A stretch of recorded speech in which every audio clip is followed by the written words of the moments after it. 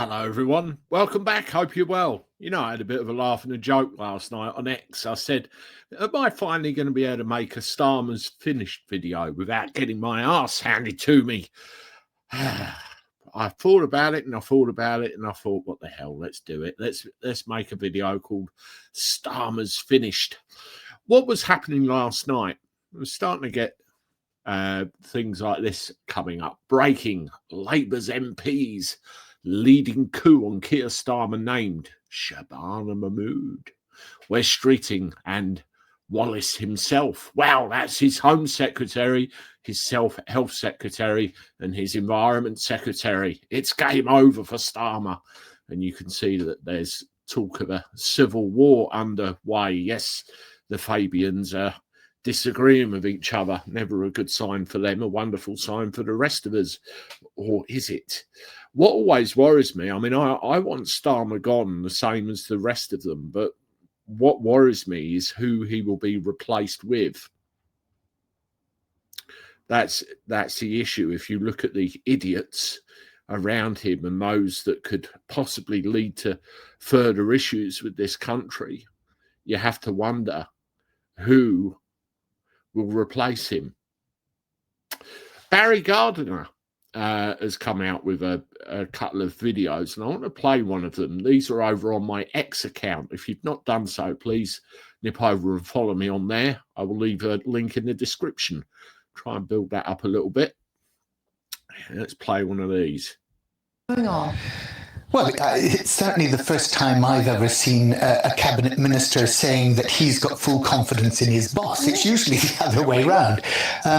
But we're in a very poor state when Number 10 feels that it has to defend itself against some putative challenge, and the chief person they're accusing of challenging saying, no, of course, I'm not doing anything. Do you believe him? I don't believe either of them, actually, because Number 10 are saying that, the Prime Minister knew nothing about it, and West Streeting saying that he knew nothing about any plots against the Prime Minister. It's common knowledge in Parliament, and this is what I think the public look at this and they say, oh, for goodness sake, stop talking to yourselves and get on with running the country. Because they look at this, and in Parliament, everybody knows that there are groups of MPs who've been saying, we're really worried, the polls are low, what are we going to do? Does the Prime Minister need to go? Who's going to challenge him? When's it going to happen? The idea that this isn't happening and that we can all come out here and say, no, of course, everything's fine, the gas works, is just ridiculous. There has to be a bit of honesty about what's going on. But fundamentally, this is now a job for the Prime Minister to get a grip on those around him. Right? And that is the essential thing here, because we know that I think it was West Streeting this morning on the BBC called it a toxic culture around Number 10. That has to go, and we have to have a government that starts listening, not just listening to its own backbenchers and the wider Labour Party, but listening to the country, listening to the concerns that people have, and then saying, look, these are the ways in which we propose to address them. Parts of that I actually don't have a problem with, one of which was, for goodness sake, stop talking to yourselves and get on with running the country.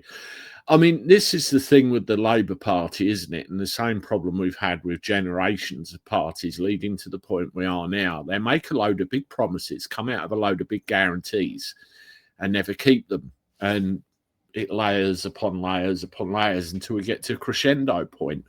And unfortunately, where we are now, we are at crescendo point. Something has got to give, and you've got I'll call them what they are, a communist-style government in charge of this country who are completely wrecking it, and the figurehead is an executive member of the Fabian Society. So, what more trouble can there be? But one important note about toxicity is that toxicity doesn't only stop at Number 10, it spreads out into the populace. People start believing the bile that's spilt. I mean, one of the things that I said last night was one of the names worries me. And this is the reaction I got. Are you really this racist and this gullible? What a tool. That's from somebody called the Purple Pimpernel. Fuck off is basically what I say to that purple pimp. Now, something or other. That's the standard answer, isn't it? Racism or anything else, whatever. Yes, the name I worry about on that list is the top one. I freely admit that on a live YouTube video. I worry about that because I see the demographical issues going on in this country, and I do wonder, the same if someone like Khan ended up with a top job, whether there'd be some kind of bias towards a demographic which would rip what's left of our country to pieces. Parties, in my mind, are no good because, as you can see, where they're all scrabbling for points, they're all scrabbling for whatever they can get. It's all about reputation saving. It's all about jobs, and it's all about not worrying about the people of the country, the people that elect them to represent them. It's a big exercise in PR to our detriment, and it's disgusting. Is Starmer finished?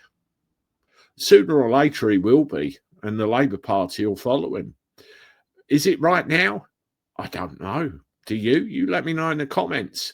Now, one thing that I really amused me just in passing, there's a group of creators went over to, well, creators and influencers, we'll call them, went over to Poland to see what's going on over there. You know, you go and ask a Polish person whether they're Polish or Russian, they'll probably growl at you. It's the same principle here. But they say, you know, we should be like Poland. You know, they're very proud of their national identity and everything else. So I put this, I keep reading people declaring that they should be like Poland. Does that mean taking our country back from a unitary state and declaring freedom? Yes, let's be like the Polish. All the while you've got the British establishment bitching and whining with each other. All the while you've got the British establishment behaving the way they are. For example, not intelligence sharing information with the United States of America because they're annoyed that Trump's blown up a couple of boats. All the while you've got the British state shutting people up for opinions on social media. We have a big problem. Everybody, political parties that want to do some good, everybody trying to protect a state, an apparatus that has caused nothing but doom and destruction. We are English, we are Scottish, we are Welsh, we are Northern Irish, and it's about bloody time we remembered who we are and take our own countries back from the British before it's too late. Look what's happening. Look what's happening. Can't say any more. Let me know what you think in the comments. As always, subscribe to the channel, hit the like button, share my stuff. I'm on X. If you want to follow me over there, I'll leave a link in the description. And also, I'm on Rumble as well, trying to build up a few bits over there also. Thank you again, and I look forward to talking to you soon. Toodaloo.